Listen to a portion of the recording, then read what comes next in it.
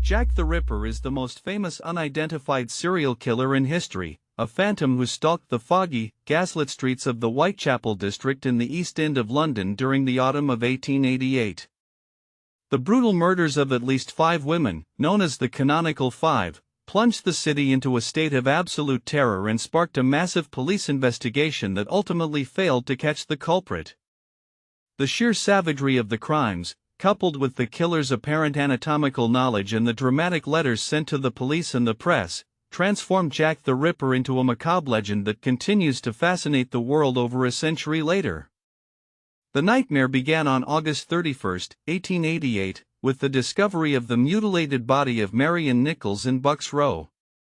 The victim, a destitute prostitute, had her throat severed by 2 deep cuts, and her abdomen was partially ripped open by a deep, jagged wound.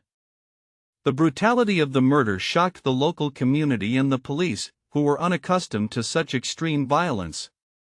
It was the beginning of a sequence of horrific events that would come to be known as the Autumn of Terror, forever scarring the history of Victorian London. Just over a week later, on September 8, the killer struck again, claiming the life of Annie Chapman. Her body was found in the backyard of a lodging house in Hanbury Street, exhibiting even more severe mutilations than the first victim. Her throat was slashed, and her abdomen was completely laid open, with portions of her intestines removed and placed over her shoulders. The removal of her uterus indicated that the killer possessed some degree of surgical or anatomical skill, leading to widespread speculation that the Ripper was a butcher, a slaughterman, or even a medical professional. The terror reached a fever pitch on the night of September 30, 1888, when the Ripper committed 2 murders within an hour, an event that became known as the double event. The first victim, Elizabeth Stride, was discovered in Dutfield's yard with a single clean cut across her neck. It is widely believed that the killer was interrupted before he could inflict the abdominal mutilations characteristic of his previous crimes. The lack of extensive mutilation suggested a hasty escape, but the night's horrors were far from over, as the killer soon found another victim. Less than an hour after the discovery of Elizabeth Stride, the body of Catherine Eddowes was found in Mitre Square, within the boundaries of the City of London. Eddowes' body had been subjected to the most extensive mutilations yet. Her throat was severed, her abdomen was ripped open, and her left kidney and a major portion of her uterus had been removed. The killer also inflicted deep cuts to her face, disfiguring her beyond recognition.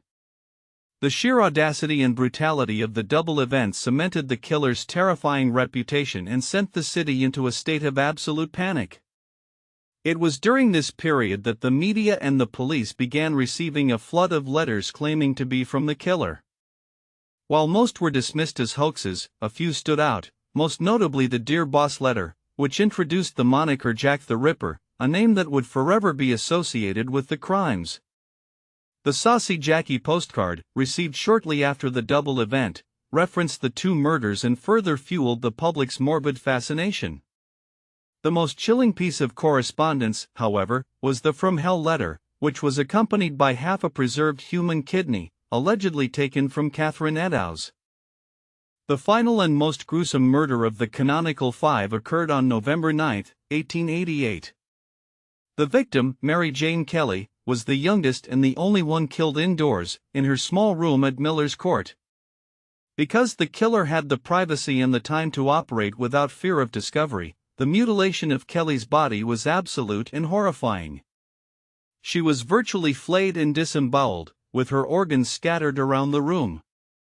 The sheer savagery of the crime scene shocked even the most hardened police officers and medical examiners, marking the horrific climax of the Ripper's reign of terror. Following the murder of Mary Jane Kelly, the killings abruptly stopped. The sudden cessation of the murders has led to endless speculation about the Ripper's fate.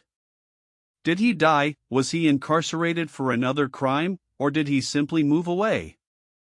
Over the past century, hundreds of suspects have been proposed, ranging from a prominent physician and a Polish immigrant to a member of the British royal family.